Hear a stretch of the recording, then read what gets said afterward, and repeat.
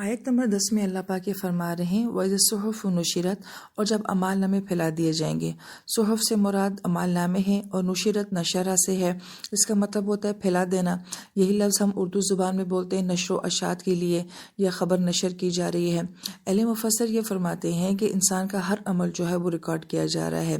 اس کے الفاظ، اس کی آوازیں، اس کا عمل، اس کی نیتیں، اس کے خیالات، یہ سب کچھ جو ہے وہ اس کے نامہ اعمال میں درج کیے جا رہے ہیں۔ یہاں تک کہ ہمارے چہرے کے تاثرات ہیں وہ بھی اس میں لکھے جا رہے ہیں۔ اب تک ہم نے جتنی صورتیں پڑھی ہیں تو اس میں عبسہ وتولی میں صرف ایک چہرے کا تاثر ہی ہے جسے قرآن کا حصہ بنا دیا گیا ہے۔ فرعون نے کیا کیا تھا؟ موسیٰ علیہ السلام کی ساری دعوت سننے کے بعد تولا، وہ مڑ گیا، تو گویا کہ اس کے مڑنے کی کیفیت کو بھی بیان کیا جا رہا ہے کہ کس طرح انسان تکبر کے ساتھ مڑ جاتا ہے۔ یہی وجہ ہے کہ حدیث پاک میں آتا ہے کہ جب انسان اپنا نامہ اعمال دیکھے گا تو بے ساختہ اس کی زبان سے یہ جملہ نکلے گا کہ اس نے تو میرا کچھ بھی باقی نہیں چھوڑا، یعنی کہ انسان اپنا ہر عمل جو ہے وہ وہاں پہ دیکھ لے گا۔ اور پھر آیت نمبر 11 میں کہا گیا وَإِذَا السَّمَاءُ كُشِطَتْ، اور جب آسمان کی کھال کو اتار دیا جائے گا۔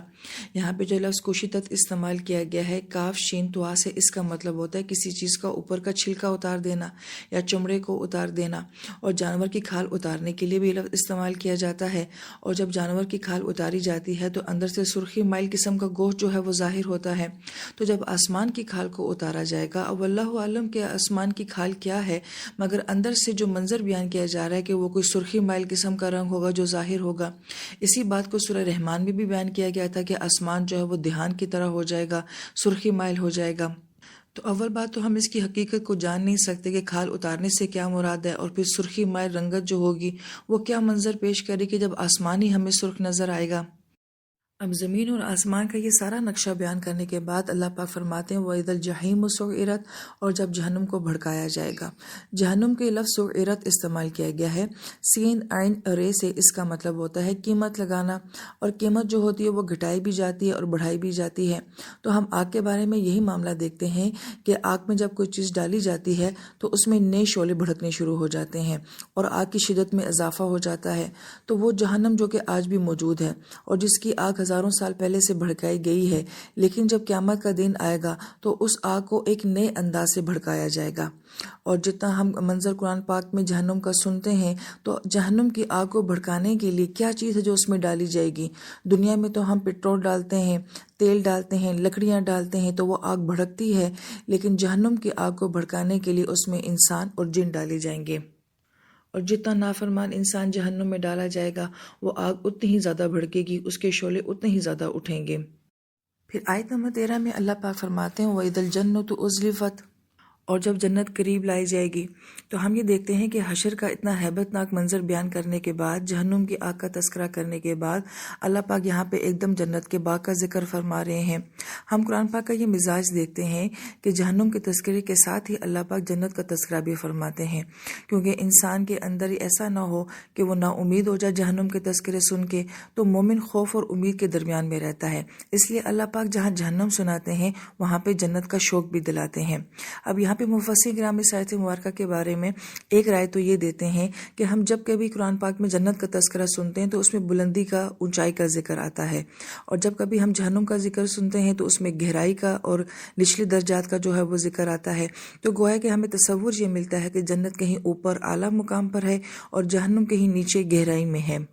لیکن جو آیت مبارکہ کا حسن ہے وہ ازلفت کے اندر ہے۔ اللہ پاک یہ فرما سکتے تھے کہ جنت کو قریب لایا جائے گا، ہم تو اردو میں یہی ترجمہ کرتے ہیں، لیکن عربی زبان میں جو ازلفت کا لفظ ہے یہ زلفا سے ہے، اور زلفا اونچے مقام کو کہا جاتا ہے، کسی چیز کے اعلیٰ حصے کو کہا جاتا ہے۔ یہ لفظ قرآن پاک میں آیا ہے زلفا حسن المآب، کہ کچھ لوگوں کا ٹھکانہ بہت خوبصورت اور بہت اعلیٰ ہوگا۔ اب اللہ پاک جنت کے لفظ یہاں پہ کیوں لے کر آ رہے ہیں؟ تو وہ فرماتے ہیں کہ جب کسی مومن کو جنت دی جائے گی تو اتنے عزت و اکرام کے ساتھ دی جائے گی کہ اس کے لفظ زلفا کا استعمال کیا گیا، اور قریب لفظ کے اندر وہ معنی پیدا نہیں ہوتا، یعنی کہ کسی کو کوئی چیز دینا تو بڑی مقام، بڑی شان، بڑی عزت کے ساتھ دینا، تو اس کے لیے زلفا کا لفظ استعمال کیا جاتا ہے۔ اور پھر اسی آیت مبارکہ میں ایک خوبصورت تاثر یہ بھی ملتا ہے، یہ کہا جا سکتا تھا کہ اس خوبصورت جنت کے قریب ایمان والوں کو لایا جائے گا، مگر اللہ پاک اتنا اکرام کرتے ہیں اپنے ایمان والے بندے کا کہ اللہ پاک فرما رہے کہ نہیں، جنت کو اس کے قریب لایا جائے گا۔ تو اللہ تعالیٰ ہر مسلمان کو ایسی عزت نصیب فرمائے۔ پھر آیت نمبر 14 میں اللہ پاک فرماتے ہیں علیمت نفسم ما احضرت، کہ ہر نفس جان لے گا کہ اس نے کیا حاضر کیا۔ مفسر کرام جو فرماتے ہیں کہ ہم قرآن پاک کا جتنا مطالعہ کرتے ہیں اس سے یہ بات ظاہر ہوتی ہے کہ ہر انسان کا اعمال نامہ اس کے سامنے لایا جائے گا، اس کی زندگی کا ایک ایک عمل اس کو دکھایا جائے گا، مگر یہ آیت مبارکہ یہ کہہ رہی ہے کہ نفس ہی جان لے گا کہ وہ کیا حاضر کرنے والا ہے۔ تو پہلی بات تو یہاں پہ نفسن لایا گیا ہے، اس کے اوپر تنوین ہے اور یہ چیز نکرہ بن جاتی ہے، یعنی کہ عام چیز بن جاتی ہے۔ تو اس سے مراد یہ ہے کہ ہر انسان خود دیکھ لے گا کہ اس کا عمل جو ہے اس کے سامنے آج کیا لے کر آ رہا ہے۔ پھر جو احضرت کے اندر معنی ہے وہ دو طرح کا بیان کیا گیا ہے۔ ایک یہ کہ انسان اپنے عمل کا اثر دیکھ لے گا، اچھا اثر بھی دیکھ لے گا، برا اثر بھی دیکھ لے گا۔ بعض اوقات ہم ایک چھوٹا سا اچھا کام کرتے ہیں مگر اس کے اثرات بہت زیادہ ہو جاتے ہیں، بعض اوقات ایک عمل چھوٹا سا ہوتا ہے مگر وہ برا ہوتا ہے مگر اس کے اثرات بہت زیادہ بڑے ہو جاتے ہیں۔ اور دوسرا معنی یہ بیان کیا گیا ہے کہ انسان جو عمل بھی کرتا ہے تو اس کے بعد اس عمل کے کیا نتائج نکلتے ہیں وہ آخرت میں انسان دیکھ لے گا۔ بعض اوقات ہم بہت سارے کام ایسے کر جاتے ہیں کہ ہمیں خود بھی نہیں پتہ چلتا کہ اس کا نتیجہ کیا نکلنے والا ہے۔ اس کی مثال اہل علم یوں بیان کرتے ہیں کہ بعض اوقات بچوں میں بڑا بچہ ایسا ہوتا ہے جو ماں باپ کے ساتھ اونچی آواز میں بات کرتا ہے، بدتمیزی کرتا ہے، تو چھوٹے بہن بھائیوں کے اوپر اس کے کیا اثرات پڑتے ہیں کہ وہ بھی جرأت پکڑ جاتے ہیں۔ ہو سکتا ہے کہ وہ بچہ یہ سمجھتا ہو کہ میں تو صرف اپنے جذبات کا اظہار کر رہا ہوں، مگر وہ یہ نہیں جانتا کہ اس کا اونچی آواز سے بولنا جو ہے وہ چھوٹے بہن بھائیوں کے اندر کس قسم کا حوصلہ پیدا کر رہا ہے۔ اسی طریقے سے ماں باپ کے جو رویے ہوتے ہیں ان کے اثرات اولاد کے اوپر کیا ہوتے ہیں۔ بعض اوقات ایسا ہوتا ہے کہ ہماری ہی آوازیں ہمارے بچوں کے اندر چلی جاتی ہیں، ہمارے ہی رویے ہمارے بچوں کے اندر چلے جاتے ہیں، اور ہم یہ سمجھتے ہیں کہ ہم اپنی زندگی کی مشکلات کی وجہ سے یا حالات کی وجہ سے ایسے ہو گئے ہیں، لیکن ہم یہ نہیں سمجھتے کہ یہ اثرات ہماری اگلی نسل میں بھی جا رہے ہوتے ہیں۔ تو گویا کہ ہم چلے جاتے ہیں مگر ہمارے رویے ہمارے اولادوں کے رویوں کی صورت میں زندہ رہ جاتے ہیں۔ ایسے ہی اہل علم یہ بیان فرماتے ہیں کہ ایک شخص ایک جگہ پر نماز پڑھنے کی جگہ ڈھونڈ رہا تھا مگر کوئی مسجد اس کو نہیں ملی، تو اس نے ایک اوپن پارک میں جو ہے جا کے نماز ادا کی۔ مغرب کی نماز تھی تو اس نے بڑی مختصر صورتوں کے ساتھ یعنی کہ عصر اور کوثر کے ساتھ جا کے وہاں پہ نماز پڑھی۔ وہاں پہ ایک نوجوان اس کے اس عمل کو دیکھتا ہے، حیرانگی کا اظہار کرتا ہے، تجسس میں وہ اس پہ ریسرچ کرتا ہے تو پتہ چلتا ہے یہ مسلمانوں کی عبادت ہے، اسلام کو پڑھنا شروع کر دیتا ہے، مسلمان ہو جاتا ہے، علم حاصل کرتا ہے، اسکالر بن جاتا ہے، اور اس کے علم سے کتنے لوگ فائدہ اٹھا کے جو ہیں وہ اسلام کی طرف مائل ہونے شروع ہو جاتے ہیں۔ لیکن اس کی اس سارے عمل کی جو وجہ بنی وہ ایک مسلمان کی ایک چھوٹی سی نماز تھی، اور شاید پڑھنے والے کو خود بھی نہیں پتا تھا کہ میرا نماز کا اثر جو ہے کسی دوسرے کے اوپر کیسا پڑ رہا ہے۔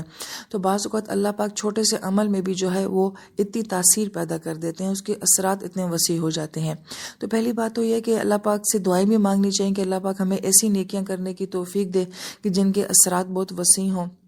یا وہ ان کے اثرات جاری رہنے والے ہوں، اور ایسے گناہوں سے ہمیں بچنے کی توفیق دے کہ جن کے اثرات صرف میری ذات پر نہیں بلکہ میرے آس پاس کے ماحول کے اوپر بھی پڑتے ہوں۔ تو اس لیے اس آیت مبارکہ میں یہ بات فرمائی گئی ہے کہ ہر نفس یہ جان لے گا کہ اس کے عمل کے کیا اثرات اس کی اپنی زندگی میں اور اس کے بعد یا اس کی غیر موجودگی میں ہوتے رہے، وہ اس دن دیکھے گا تو حیران ہو جائے گا کہ یہ میرے عمل کا اثر ہے۔ اور یہاں پر یہ بھی بات بہت غور طلب ہے کہ صرف عمل کا ہی اجر یا گناہ نہیں لکھا جاتا، بلکہ عمل سے جو اثرات پیدا ہوتے ہیں ان کی بھی نیکی یا پھر ان کا وبال بھی جو ہے وہ نامہ اعمال میں لکھا جاتا ہے۔ پھر اللہ پاک کچھ قسمیں کھاتے ہیں اور فرماتے ہیں فلا اقسم بالخنس، سو میں قسم کھاتا ہوں ایسے ستاروں کی جو کہ پیچھے ہٹ جاتے ہیں، الجوار سیدھے چلتے ہیں، الکنس اور پھر چھپ جاتے ہیں، واللیلی اور میں قسم کھاتا ہوں رات کی، اذا اسعس جب وہ تاریک ہو جاتی ہے یا جب وہ جانے لگتی ہے، والصبح اور میں قسم کھاتا ہوں صبح کی، اذا تنفس جب وہ سانس لینے لگتی ہے۔ اب بظاہر جب انسان یہ ساری قسمیں سنتا ہے تو وہ سمجھتا ہے کہ اس بات کا پچھلی بات کے ساتھ کیا تعلق ہے، پچھلا موضوع تو بالکل مختلف تھا، اور جہاں پہ اللہ پاک ایک دم جو ہے وہ ساری قسمیں کھانے کے بعد جبرائیل امین کا ذکر فرما رہے ہیں۔ تو اہل علم یہ فرماتے ہیں کہ ایسا نہیں ہو سکتا کہ اللہ پاک کے کلام میں کوئی ربط نہ ہو، تو بڑا گہرا ربط ہے مگر مانوی ربط ہے جو ان قسموں کا اور اگلے اور پچھلے مضمون کا آپس میں نظر آتا ہے۔ آیت نمبر 15 میں جو خنس کا لفظ استعمال کیا گیا ہے یہ خانس کی جمع ہے۔ اس کا مطلب ہوتا ہے پیچھے ہٹ جانا، اور ہم یہ دیکھتے ہیں کہ شیطان کو بھی خناس کہا گیا ہے، کیونکہ وہ بھی آتا ہے انسان کے دل میں خیال ڈالتا ہے، اور جب انسان اللہ کا ذکر کرتا ہے تو وہ پیچھے ہٹ جاتا ہے۔ تو گویا کہ اس کا آنا، دل میں وسوسہ ڈالنا اور پیچھے ہٹ جانا، اس کو خناس کہا گیا ہے۔ اور ستاروں کا بھی یہی عمل ہوتا ہے کہ کبھی وہ نظر آتے ہیں اور کبھی وہ پیچھے ہٹ جاتے ہیں۔ اور پھر فرمایا گیا کہ الجوار الکنس، جوار جو سیدھے چلنے والے ہوتے ہیں، اور جو کنس کا لفظ استعمال کیا یہ کانس کی جمع ہے، اور اس کا مطلب ہوتا ہے چھپ جانا۔ کانس زبی کا لفظ بھی جو ہے عربی زبان میں بولا جاتا ہے کہ شکاری کو ہرن نظر آتا ہے، پھر وہ چھپ جاتا ہے، پھر نظر آتا ہے، پھر وہ چھپ جاتا ہے۔ تو گویا کہ یہ بار بار نظر آنا اور چھپ جانا جو ہے اس کیفیت کو کنس سے بیان کیا گیا ہے، اور یہ کیفیت بھی ستاروں کی ہے۔ کبھی آپ کو کوئی ستارہ بہت روشن نظر آتا ہے اور پھر وہ اچانک غائب ہو جاتا ہے۔ عرب لوگوں کا بھی یہی دستور تھا کہ وہ ستاروں سے بہت زیادہ جو ہے اپنے معاملات کو دیکھا کرتے تھے، کہ کوئی ستارہ نظر آ گیا تو اس سے خوشی ملے گی، فلاں ستارہ نظر آ گیا تو اس سے بیٹا ہوگا۔ یہ ساری تہمات جو تھیں یہ عرب معاشرے میں بہت زیادہ پائی جاتی تھی ستاروں کے ساتھ۔ لیکن ان کا جو ہے قرآن کے ساتھ کیا تعلق ہے، اس عبارت میں ان کا کیا تعلق بنتا ہے، تو بڑا خوبصورت معنوی تعلق بنتا ہے۔ وہ فرماتے ہیں کہ ستارے روشنی دینے کے لیے آتے ہیں، رات کی تاریکی میں آتے ہیں، مگر ان کی روشنی بہت زیادہ نہیں ہوتی ہے، تھوڑی سی دیتے ہیں پھر غائب ہو جاتے ہیں، نظر آتے ہیں غائب ہو جاتے ہیں۔ یہی معاملہ قرآن سے پہلے تمام آسمانی کتابوں کا بھی تھا، کہ اگرچہ وہ الہامی کتابیں تھیں، اللہ پاک کی طرف سے نازل شدہ تھیں اور ان کے اندر ہدایت بھی تھی، مگر وہ ہدایت ایسے دور میں آئی تھی کہ جب جہالت کا دور تھا، وہ جو روشنی دے رہی تھی وہ اس وقت کے دور کے مطابق روشنی ناکافی تھی۔ اس کی وجہ کیا تھی کہ ان کتابوں میں تبدیلی کر دی گئی تھی، نبیوں کو قتل کر دیا جاتا تھا اور ساتھ ساتھ ان کی کتابوں اور صحیفوں کو بھی جلا دیا جاتا تھا، پھر وہ دوبارہ کسی کی یادداشت سے دوبارہ تحریر کی جاتی تھی، تو کچھ نہ کچھ اثر تو ان میں اللہ کے کلام کا ہوتا تھا، مگر وہ خالص اللہ کا کلام نہیں ہوتی تھی۔ لہٰذا کچھ روشنی ان کتابوں کے اندر تھی، مگر ایک مکمل روشنی ان کتابوں کے اندر نہیں تھی۔ اس کیفیت کو جو ہے وہ ستاروں کے ساتھ بیان کیا گیا ہے، جیسے ستارے کبھی نظر آتے ہیں کبھی نہیں، تو ایسے ہی ان کتابوں سے کچھ تو آپ کو ہدایت ملتی ہے، مگر مکمل ہدایت آپ کو نہیں ملتی۔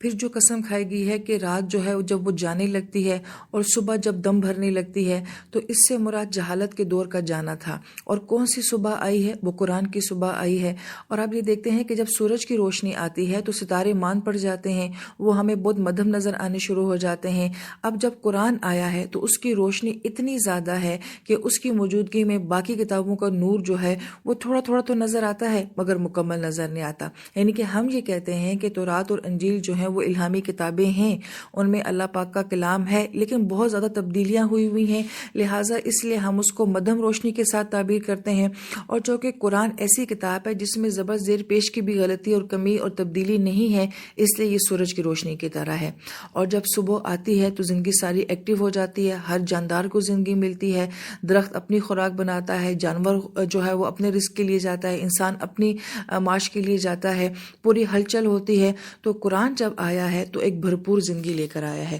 اور اس کو صبح کے ساتھ جو ہے وہ تعبیر کیا گیا ہے۔ اور پھر اہل علم یہ فرماتے ہیں کہ ستاروں کی روشنی جو ہوتی ہے وہ رات کی تاریکی کو دور کرنے کے لیے ناکافی ہوتی ہے، مگر سورج کی روشنی جو ہے وہ پوری رات کے اندھیرے کو کور کر لیتی ہے۔ تو یہی معاملہ ان ساری کتابوں کے ساتھ ہے کہ وہ اس دنیا کی جہالت کو کم کرنے کے لیے ناکافی تھیں، مگر جب قرآن آیا تو اس نے اس دنیا کی مکمل تاریکی اور جہالت کے اوپر اپنے نور سے جو ہے وہ روشنی کر دی۔ اور پھر وہ یہ معنی بھی بیان کرتے ہیں کہ ایک طاقتور مضبوط چیز جو ہے وہ کمزور چیز کے اوپر حاوی ہو جاتی ہے، جیسے کہ سورج کی روشنی کے سامنے ستاروں کی روشنی جو ہے وہ مان پڑ جاتی ہے۔ تو اب جب قرآن ہمارے پاس ہے تو یہ ایسا طاقتور کلام ہے کہ یہ تمام کلاموں کے اوپر غالب آ گیا ہے۔ اب اس روشنی کی موجودگی میں ہمیں مزید کسی اور روشنی کی ضرورت اب باقی نہیں رہی ہے۔